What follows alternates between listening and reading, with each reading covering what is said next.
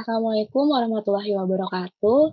Selamat datang Waalaikumsalam. kawan-kawan di podcast perdana Matematika. Kenalin, aku Elsa Firafatikawana Putri dari Matematika 19.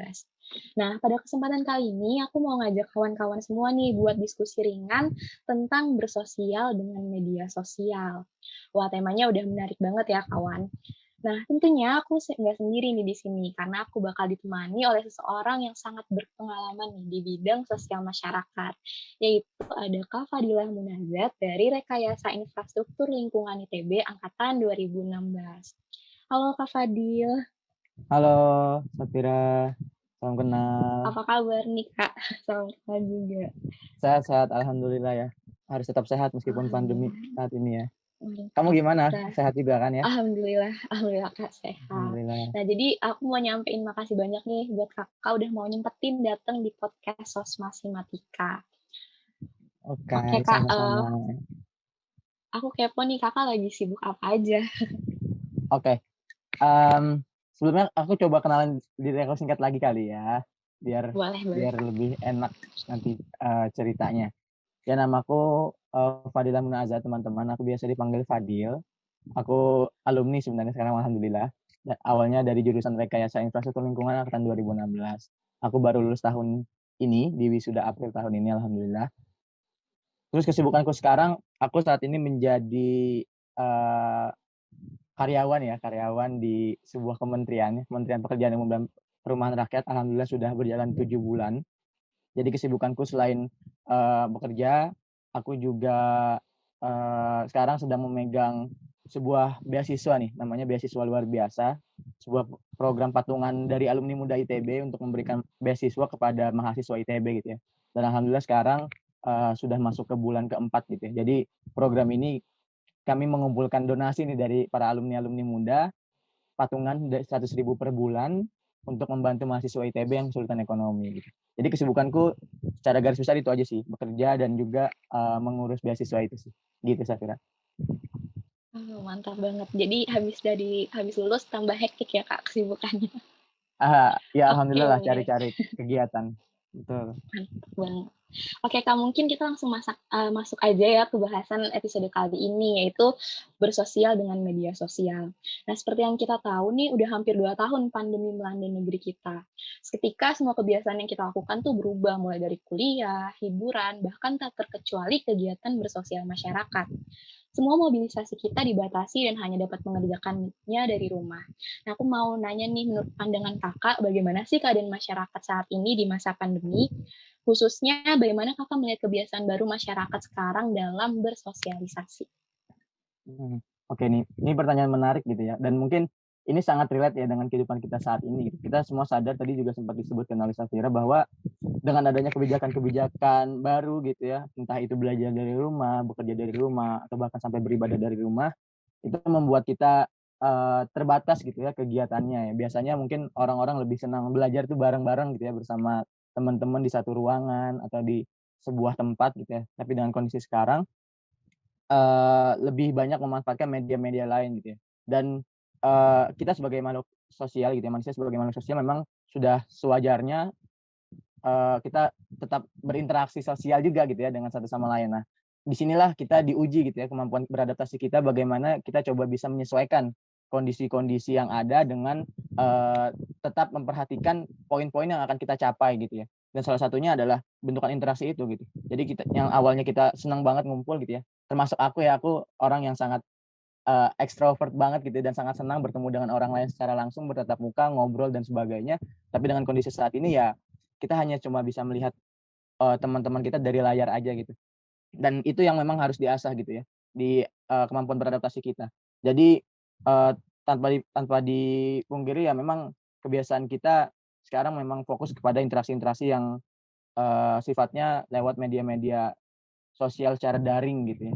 Gitu sih paling kebiasaan barunya ya dalam bersosialisasi. Dan ya mau nggak mau kita memang harus coba menyesuaikan kemampuan diri kita gitu ya untuk berinteraksi itu sendiri sih, gitu. Oke Kak, jadi yang aku tangkep kata kuncinya itu kemampuan kita beradaptasi terhadap kondisi yang sekarang kita harus hadapi gitu ya Kak.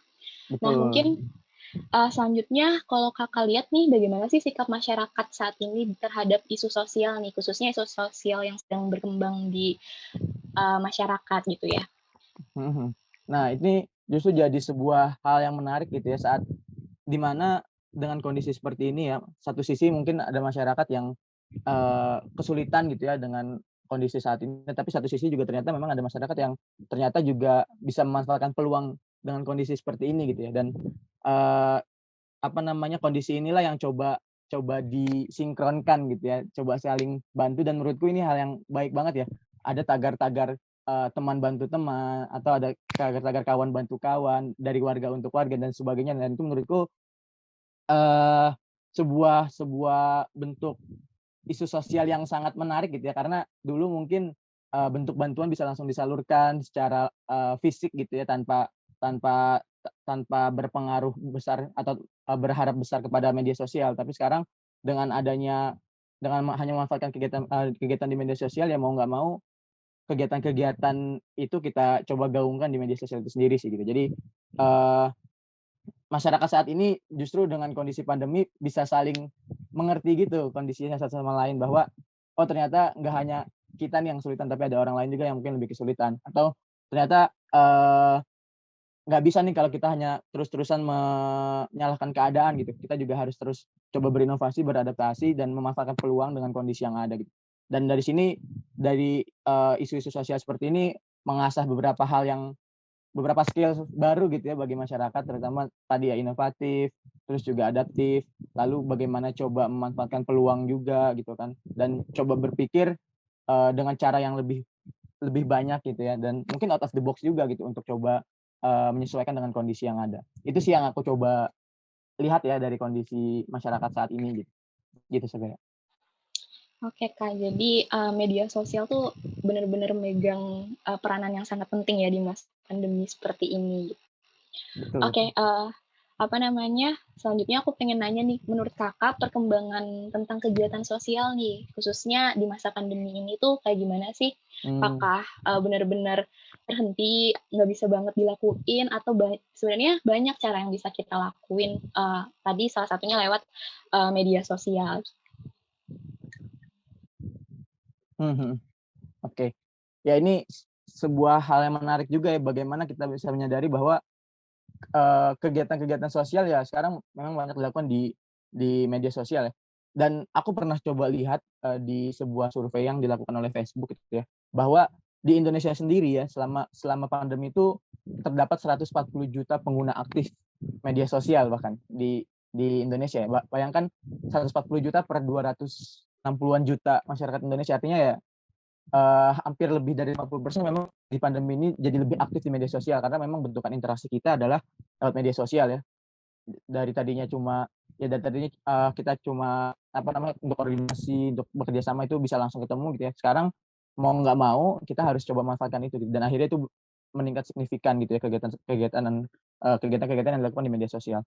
Lalu untuk kegiatan sosial sendiri ya, perkembangan kegiatan sosial yang mungkin sifatnya adalah saling bantu gitu ya, dan ini juga tadi sempat aku mention di awal bahwa ini juga cukup meningkat ya, dan cukup banyak juga program-program yang memang digaungkannya itu justru lewat media sosial gitu ya. Kalau orang bilang dulu, berpatokan bahwa nggak bisa nih kegiatan sosial, kalau misalkan nggak dilakukan dalam bentuk fisik gitu ya, tapi ternyata pada akhirnya bisa-bisa juga ya gitu ya. Mungkin dulu bentukan kegiatan sosial kita lebih ke misalkan pendidikan itu ngajar gitu kan, atau, kalau di bidang lingkungan itu misalkan menanam pohon atau memberikan edukasi dan sebagainya gitu. Dan saat orang menyadari, "Ah, ini kegiatan fisik udah nggak bisa nih, kayaknya kita, nggak bisa berkegiatan sosial ya." Dan itu salah besar sih menurutku, karena sekali lagi kita diasah untuk coba berinovasi, beradaptasi bahwa kegiatan sosial kita nggak melulu tentang kegiatan-kegiatan fisik gitu. Kita juga bisa memanfaatkan media sosial sebagai, apa ya, sebagai alternatif power untuk menggerakkan masyarakat lainnya gitu kan. Dan inilah yang coba kita adaptasi gitu kan, gitu. Lalu juga apa ya, dengan adanya kondisi seperti ini ya, kondisi pandemi seperti ini mungkin ada yang merasa misalkan, apa namanya, pengusaha-pengusaha kecil atau UMKM dan sebagainya itu memang ada yang kesulitan karena memang, awalnya ya dia cuma memanfaatkan kegiatan-kegiatan langsung ya, belanja apa namanya, berjualan di pinggir jalan atau memang berjualan di tempat-tempatnya dia yang secara fisik ada gitu. Tapi dengan adanya media sosial sekarang ya banyak justru kita yang membantu mereka untuk, "Ayo kita coba, eee, go digital," gitu ya, coba bantu, berjualan lewat, media sosial dan sebagainya. Akhirnya itu juga bisa meningkat gitu kan, kemampuan pendapatan mereka juga bisa meningkat dan sebagainya. Dan itu juga kalau misalkan aku pernah lihat juga ya, kalau misalkan contohnya aktivitas usaha mikro ya atau UMKM, itu justru, eee, seperempat seperempat pendapatannya gitu ya, seperempat pendapatannya selama pandemi itu didapatkan lewat medsos gitu ya. Dan itu sebuah hal yang menarik karena artinya peran media sosial juga berpengaruh besar gitu ya, terhadap kemampuan, si UMKM ini untuk beradaptasi gitu. Jadi kegiatan-kegiatan sosial yang aku maksud tadi ya sesederhana itu sih, sesederhana membagikan, poster jualan gitu ya, atau sesederhana coba, mengabarkan temannya bahwa temannya kita lagi berjualan dan sebagainya. Itu kegiatan-kegiatan sosial yang menurutku, bisa sangat dilakukan di kondisi pandemi saat ini sih gitu. Gitu. Oke Kak, aku, cukup takjub sih sama survei yang dilakukan Facebook tadi ya. Jadi mungkin kalau misalnya sebelum masa pandemi ketika kita melakukan kegiatan sosial, mungkin lingkupnya nggak akan seluas saat kita melakukannya lewat media sosial gitu. Mungkin aja satu informasi yang kita sebar di media sosial, khususnya tadi Facebook ya, itu Mmm, bisa menjangkau sampai 140 juta pengguna aktif gitu. Kan itu luar biasa hebatnya ya. Kan nggak mhm mungkin gitu kalau misalnya kita melakukannya secara langsung kita mhm bisa sampai, mencakup sebanyak, 140 juta orang gitu. mhm Oke, Kak, mhm. jadi, apa namanya, dari tadi kita udah bahas tentang media sosial, kegiatan sosial gitu. Nah, sebenarnya aku pengen tahu sih pandangan seorang Kak Fadil nih. Menurut Kakak tuh pengertian media sosial dan kegiatan sosial tuh apa sih sebenarnya? Ya ini pertanyaan menarik ya mungkin, eee, setiap orang akan punya punya perspektif masing-masing ya terkait, apa sih sebenarnya pengertian media sosial dengan terhadap terhadap dirinya sendiri gitu ya. Dan menurutku di media sosial ini pengertiannya lebih kepada sebuah media alternatif gitu ya untuk kita coba, merasakan feel interaksi dengan orang lain gitu ya, atau melihat kondisi kehidupan orang lain gitu ya dan akhirnya itu membuat diri kita satu sisi mungkin bahagia ya, ternyata kabar dari teman kita baik-baik aja nih gitu kan, atau satu sisi juga ternyata, wah dia udah sampai tahap ini gitu ya, aku belum. Nah itu jadi satu hal yang memang mungkin terjadi di media sosial. Tapi pada intinya media sosial ini merupakan sebuah, media yang mungkin sangat, bisa diandalkan untuk kita dalam berinteraksi ya, di tengah kondisi seperti ini terutama gitu ya. Untuk coba saling, mengerti kondisi teman gitu ya, atau mencari informasi dan sebagainya gitu. Dan itu sifatnya nggak cuma sekadar jadinya satu arah gitu dan kita jadi nggak kehilangan jiwa jiwa makhluk sosial kita gitu. Karena kita masih tetap bisa berinteraksi lewat media sosial itu sendiri sih, gitu. Lalu untuk kegiatan sosial menurutku, kegiatan sosial adalah sebuah kegiatan yang diawali dari sebuah rasa empati menurutku ya. Di mana, bisa jadi kegiatan sosial ini memantik kita untuk coba,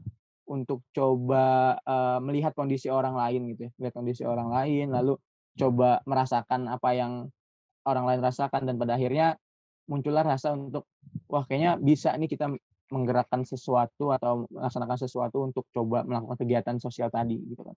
Jadi kegiatan sosial merupakan sebuah kegiatan yang memang dilandasi dari rasa tadi, rasa coba, peduli dengan kondisi orang lain dan sebagainya gitu. Gitu dulu sih mungkin Mas Tira.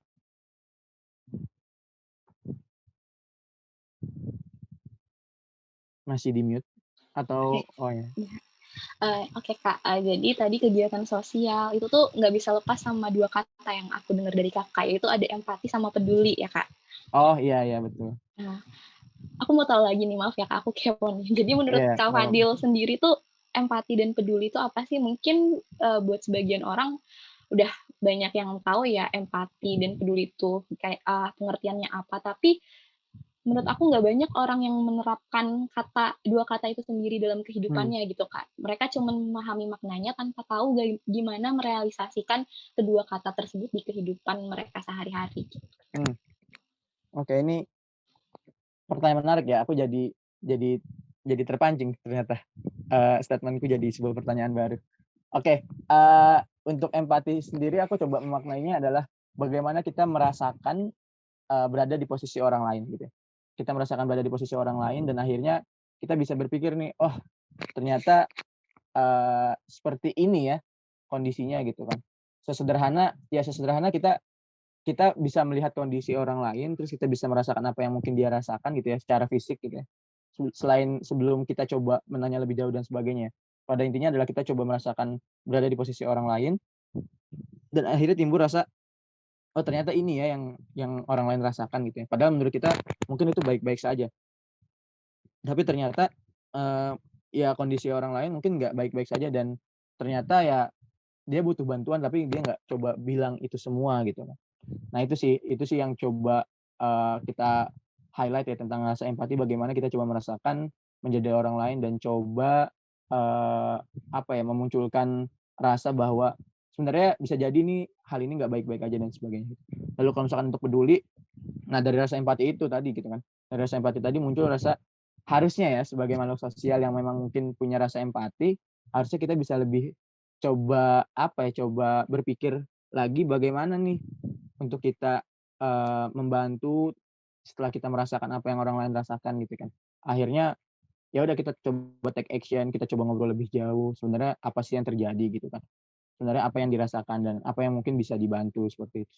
Dan menurutku itu jadi hal yang cukup, apa namanya, hal yang cukup baik ya untuk dilakukan gitu kan. Dan dengan kondisi saat ini dengan memanfaatkan media sosial juga itu bisa jadi sebuah keuntungan ya bahwa ya bisa jadi kita tahu informasi untuk gimana sih caranya kita bisa merasakan orang lain karena kan kita nggak mungkin ketemu langsung dan sebagainya. Nah, itulah peran media sosial gitu, salah satunya gitu ya.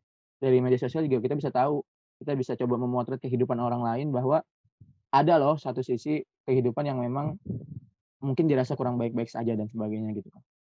Gitu sih paling, Safira.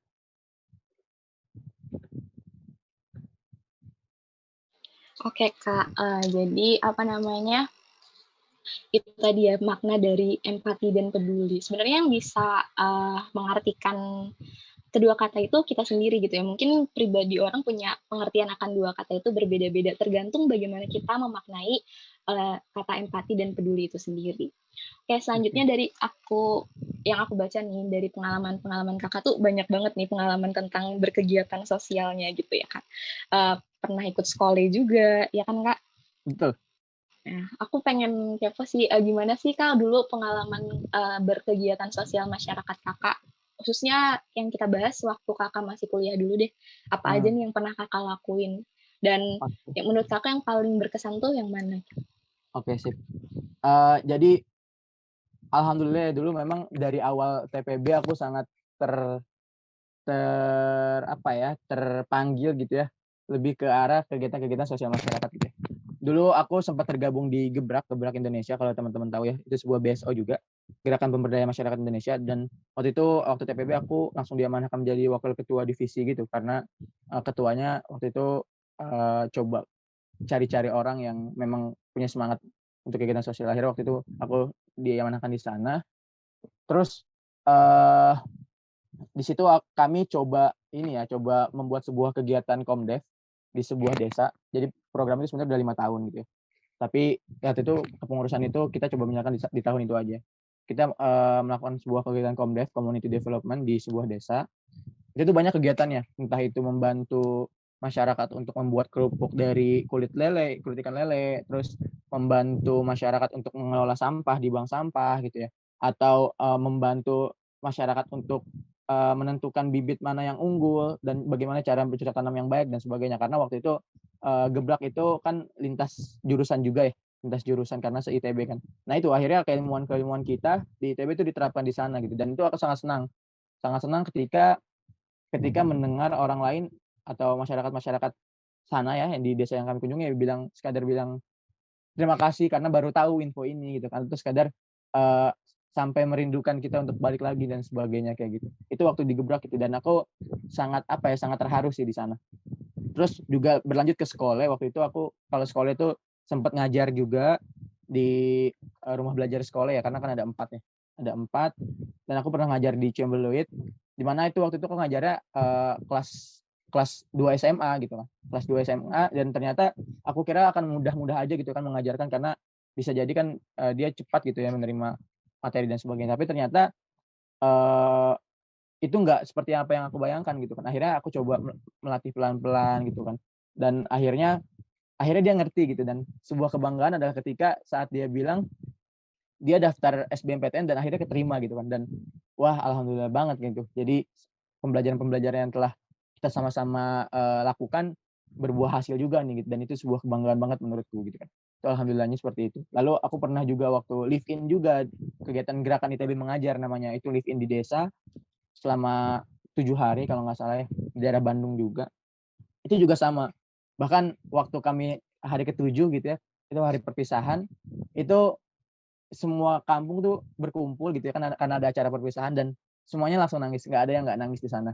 Karena sangat berbekas banget di sana, kita ngajarin ngaji, kita ngajarin, baca tulis, bahasa Inggris, matematika gitu kan, dan kita juga membantu, karang tarunanya untuk berkegiatan, masyarakat, bagaimana mengelola organisasi dan sebagainya gitu. Dan pas, hari terakhir itu semuanya nangis gitu ya, nggak bapak-bapak, ibu-ibu, nenek kakek-kakek, nenek-nenek, anak kecil semuanya nangis. Sampai dipeluk-peluk lah pokoknya, nggak boleh pulang gitu. Dan pada akhirnya kita balik lagi, kita terus-terusan disuruh balik lagi ke sana. Waktu itu waktu KKN juga, kuliah kerja nyata, aku pernah ya KKN kan 30 hari sampai 30 harian. Aku coba bangun MCK, bangun toilet di sana, terus malamnya ikut pengajian ibu-ibu, bapak-bapak selama 30 hari, terus tinggal di rumah warga dan sebagainya gitu kan. Dan menurutku itu hal yang menarik karena kita bisa coba merasakan lagi ya, sekali lagi merasakan kondisi masyarakat itu seperti apa gitu. Bahkan sempat ada yang bilang, "Ya kita mah masyarakat desa bisa apa Nak?" Gitu kan. Kita ngomong sesuatu juga mungkin nggak akan didengar gitu. Nah, dari obrolan-obrolan kayak gitu yang membuatku tuh, oh kalau misalkan mereka aja merasa kayak gitu ya, terus kita bisa apa gitu kan. Terus aku mikir ya, kita juga sebenarnya sebagai mahasiswa kan bagian dari masyarakat juga kan, gitu. Karena kita lebih beruntung aja karena kita bisa bisa mengenyam pendidikan yang lebih tinggi. Padahal sebenarnya kita juga bagian dari masyarakat. Jangan sampai merasa kita tinggi. Dan akhirnya dari hal-hal kayak gitulah yang aku coba ini ya, yang coba aku rasakan sih gitu. Terus ya alhamdulillah aku tiap tahun rutin mengadakan kegiatan-kegiatan, bakti sosial bersama teman-teman SMA aku gitu kan. Sudah berjalan 3 tahun, dan sekarang banget terakhir berarti aku sedang memegang ini ya, beasiswa luar biasa ini gitu kan. Ini juga sebuah program yang cukup berat ya, karena aku dan tim itu coba mengajak sekitar 630 donatur ya dari para alumni muda untuk, "Ayo kita patungan bareng-bareng untuk ngasih beasiswa ke mahasiswa ITB," gitu kan. Tiap bulannya udunan 100.000 lah minimal kayak gitu. Nah akhirnya alhamdulillah sampai gitu kan, sampai kita bisa membiayai 114, mahasiswa ITB untuk dibantu pembayaran beasiswanya gitu. Ya ada poin-poin kesenangan sendiri sih gitu ya, dengan, apa namanya, dengan sebuah moto hidup yang aku pegang gitu ya, di mana tebar kemanfaatan tuai kebahagiaan tuh bener gitu ya. Jadi memang saat kita menebar kemanfaatan bagi orang lain, akan ada rasa bahagia sendiri sih yang kita rasakan gitu. Gitu, itu yang secara fisik ya, yang secara kegiatan sosial itu akan beda lagi sih pengalaman ceritanya. Itu dulu mungkin jadi kepanjangan kan ceritanya.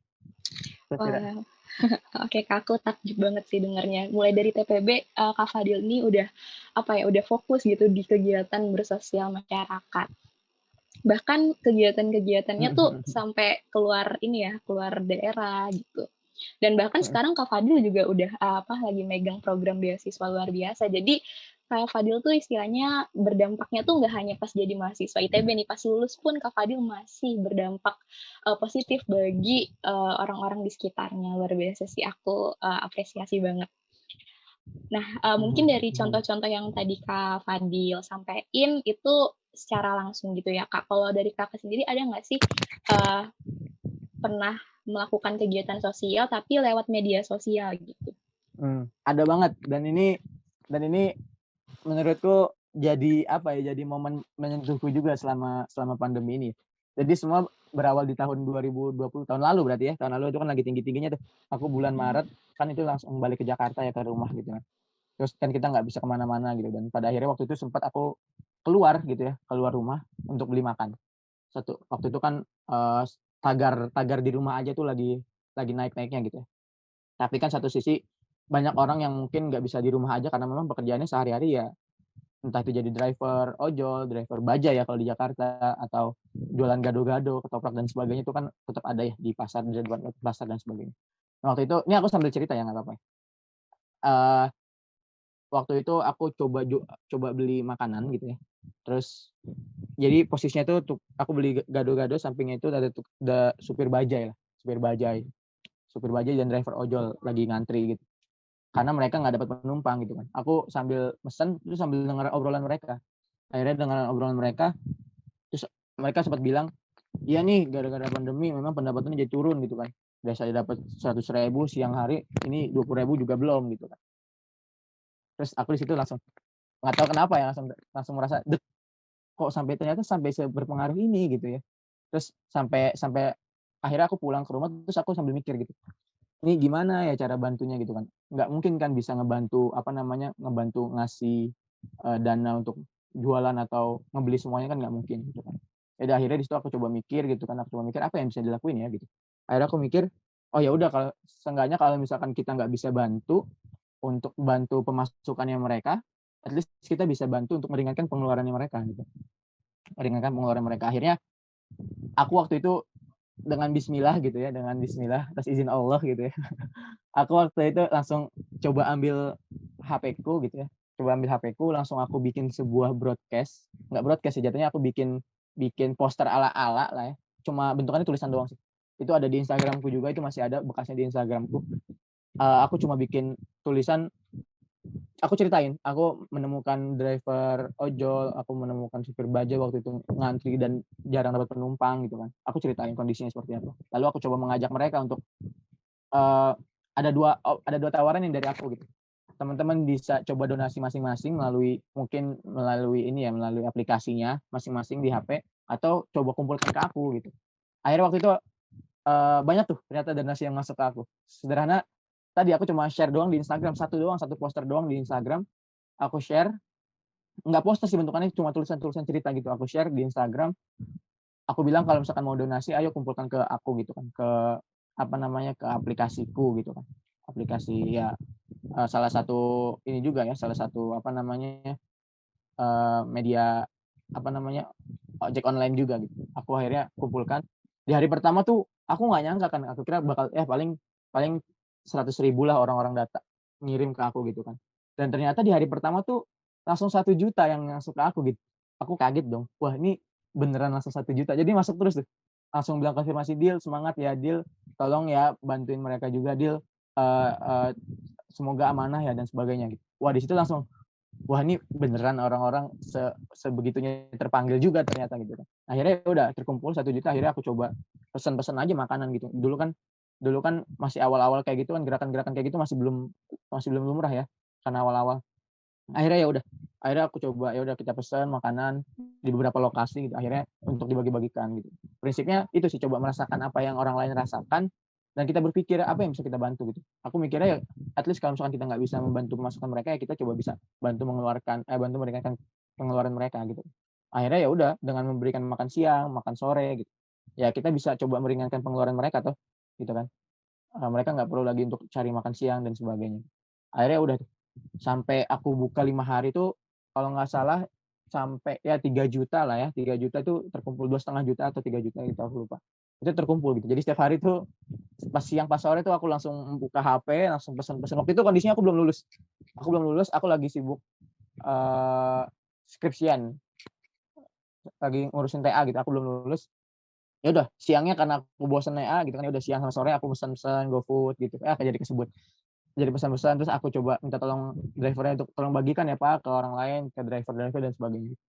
Terus akhirnya ya senang aja gitu melihat orang lain senang juga.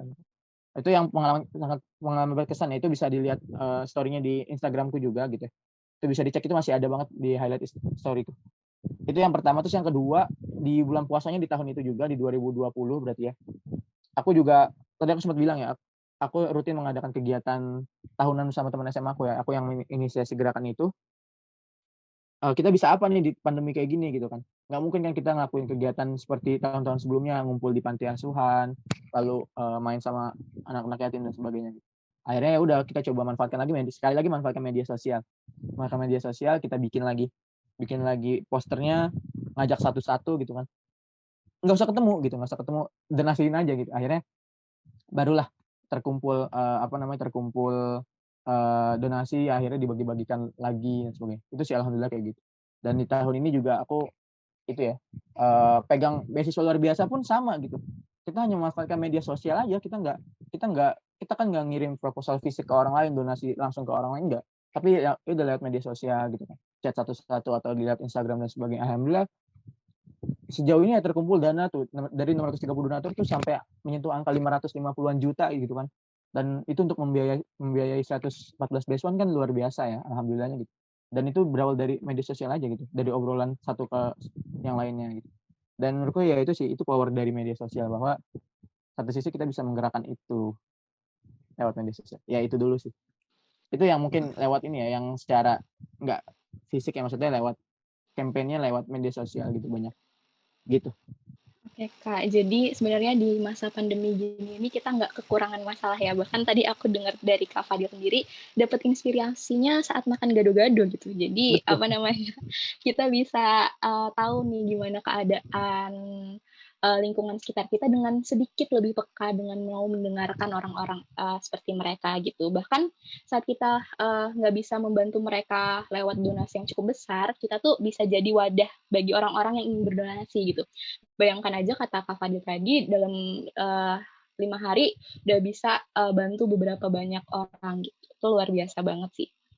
Jadi Mhm. mungkin apa namanya terakhir nih ya Kak, pertanyaan dari aku, gimana sih tips dan trik dari Kak Fadil supaya kita senantiasa mau gitu melakukan kegiatan bersosial masyarakat? Karena yang kita tahu tadi masalah di lingkungan kita tuh nggak ada habisnya gitu. Jadi apa namanya masih banyak yang bisa kita lakuin. Gitu. Dan mungkin juga closing statement dari Kak Fadil sendiri, pesan-pesan Kak Fadil buat kita nih khususnya sebagai mahasiswa, apa yang bisa kita lakuin agar bisa berdampak bagi lingkungan sekitar kita? Oke oke, sip sip. Kayak sebelumnya tadi aku sempat lupa ini ya, sempat lupa menyampaikan bahwa ya terlepas dari kegiatan sosial yang dilakukan di media sosial kan sebenarnya media sosial itu nggak hanya digunakan untuk itu ya. Maksudnya di media sosial bisa jadi orang-orang untuk mengumpulkan informasi, mencari berita tentang peristiwa sesuatu gitu kan, atau mencari bimbingan terkait sesuatu dan sebagainya gitu kan. Atau bisa jadi juga media sosial itu menjadi sebuah media untuk menentukan identitas pribadi gitu ya. Misalkan menentukan, apa namanya, mengidentifikasi diri dengan nilai-nilai tertentu dari postingan orang dan sebagainya. Atau bisa jadi juga apa namanya, media sosial ini bisa menjadi sebuah hiburan aja gitu buat orang-orang gitu kan. Jadi maksudnya jangan terpaku bahwa ini media sosial kita emang harus banget apa untuk kegiatan sosial, enggak gitu kan. Pada akhirnya setiap orang punya tujuannya masing-masing ya. Tadi ya aku bilang untuk mencari informasi, untuk coba menemukan identitas diri gitu kan, atau bahkan sekedar untuk hiburan aja itu nggak masalah gitu. Itu tadi ya poin-poin tentang media sosial, maksudnya jangan sampai kita berpikiran, ini medsos kita ya emang nggak boleh apa untuk kehidupan sehari gitu, enggak gitu ya. Karena pada akhirnya ada porsinya masing-masing. Oke, terkait tadi ya, terkait bagaimana sih sebenarnya caranya kita untuk, apa ya, coba mau gitu ya, untuk berkegiatan sosial. Sebenarnya akan balik kepada prinsip prinsip masing-masing sih. Karena kegiatan sosial itu nggak bisa dipaksakan, kegiatan sosial itu nggak bisa kamu melakukan tapi sebenarnya hati kamu enggak gitu ya. Sebenarnya itu enggak gitu. Saat kamu punya prinsip, kamu bisa menebarkan kebaikan sebanyak-banyaknya dan bisa memberikan manfaat ke orang banyak ya, kamu bisa lakuin itu gitu. Karena tadi aku sempat bilang ya, aku sempat bilang bahwa prinsipku adalah tebar kemanfaatan tuai kebahagiaan, di mana ya saat kita bisa menebar kemanfaatan, kita bisa menuai kebahagiaan gitu. Dan poin dari kegiatan sosial itu sebenarnya untuk memberi ya, memberi ke orang lain ya nggak hanya melulu tentang materi gitu kan, nggak hanya tentang uang dan sebagainya, kita juga bisa sesederhana ya misalkan teman kita ada yang punya apa namanya, all shop gitu ya, online shop gitu ya. Ya itu bisa bantu sebar juga kita itu udah masuk ke kegiatan sosial yang bisa kita lakukan gitu. Jadi nggak sekadar kita harus beli langsung gitu kan kalau misalnya nggak punya, kita juga bisa menyebarkan, apa namanya, infonya lewat orang banyak. Jadi lebih kepada balik coba menumbuhkan rasa empati sih, coba merasakan apa yang di posisi orang lain gitu ya. Dan coba melihat sebenarnya, eee, nggak semuanya orang-orang tuh baik-baik aja gitu kan. Mungkin kita kita juga ini juga bisa jadi sebuah momentum refleksi gitu ya, buat kita bagaimana kita mensyukuri apa yang udah kita kasih gitu kan. Apakah emang kita coba, eee, menerima itu hanya untuk diri sendiri atau coba kita membagikan juga ke orang lain, gitu. Jadi kegiatan sosial nggak bisa dipaksakan, kalau misalkan memang hatinya memang nggak terpanggil gitu. Jadi coba resapi lagi, coba maknai lagi, coba rasakan apa yang mungkin orang lain rasakan, timbulkan rasa empati dan peduli tadi.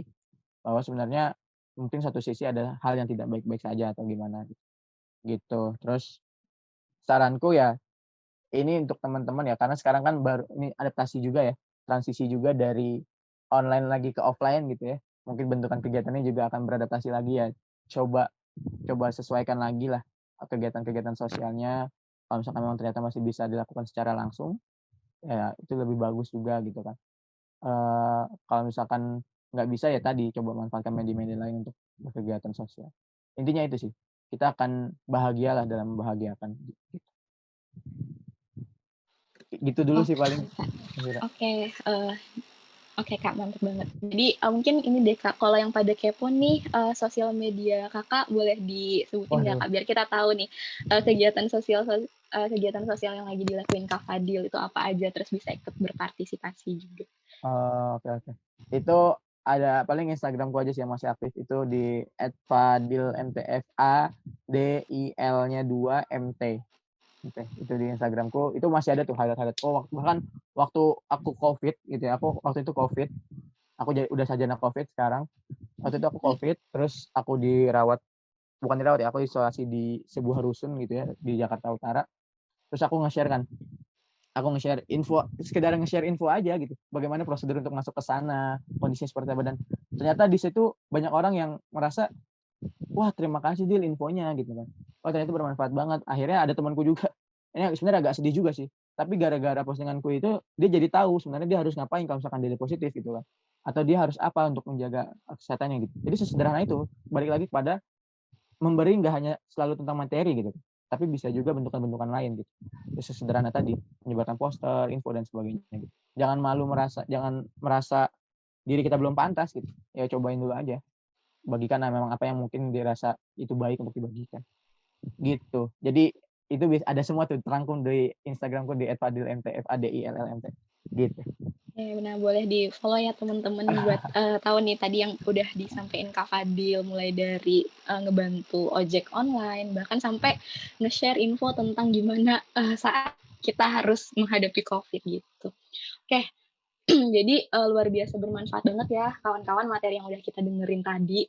Jadi sebenarnya pandemi itu bukan penghalang buat kita untuk senantiasa melakukan kegiatan, khususnya kegiatan sosial yang bermanfaat. Beberapa contoh yang udah dipaparkan Kak Fadil tadi juga bisa jadi motivasi nih buat kita agar senantiasa bermanfaat bagi orang lain. Nah, pesan, dari Kak Fadil juga, buat bijak menggunakan sosial media. Eee, ten kita saat menggunakan sosial media bukan hanya, apa namanya, untuk, eee, menyebarkan informasi tentang kegiatan sosial aja gitu. Tapi semua ada porsinya, bisa untuk kehidupan sehari-hari juga, untuk hiburan gitu. Jadi intinya mah, teman-teman harus bijak aja dalam menggunakan sosial media dan alangkah baiknya jika sosial medianya bisa kita lakukan buat kegiatan yang berdampak positif bagi lingkungan kita. Oke, mungkin, terima kasih banyak Kak Fadil buat materinya yang sungguh berkesan. Semoga Kakak senantiasa sukses dan sehat selalu dimanapun dan kapanpun. Oke, terima kasih juga, buat kawan-kawan yang udah dengerin podcast episode perdana dari Sosmas Himpunika ini. Semoga bermanfaat ya. Jadi tungguin podcast dari kita selanjutnya yang nggak akan kalah menarik. Semoga kawan-kawan sekalian sehat dan bahagia selalu. Oh iya, tadi, ada satu kalimat yang menurut aku sangat, apa namanya, sangat luar biasa ya dari Kak Fadil, yaitu, "Jangan lupa buat tebar kebermanfaatan dan tuai kebahagiaan." Tetap semangat jalanin aktivitasnya. Akhir kata, aku pamit undur diri. Mohon maaf apabila ada kata-kata yang kurang berkenan. Wassalamualaikum warahmatullahi wabarakatuh.